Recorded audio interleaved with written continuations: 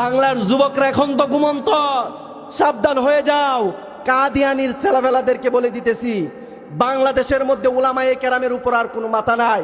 কারণ আল্লাহর রাসূলের হাদিস উলামায়ে কেরামদেরকে বাংলার জমিনে প্রেরণ করেছে রাসূলের তাবেদার হিসাবে, বলেন ঠিক কিনা?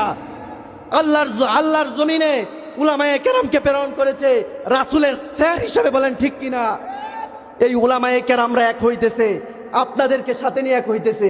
কোন একজন যুবকের কাছে যান যে মসজিদে 5 ওয়াক্ত নামাজ পড়া কি বুঝে না, যে যুবক ওযু করা কি বুঝে না, যে যুবক দাড়ি রাখা কি বুঝে না, যে যুবক সুন্নত কি বুঝে না।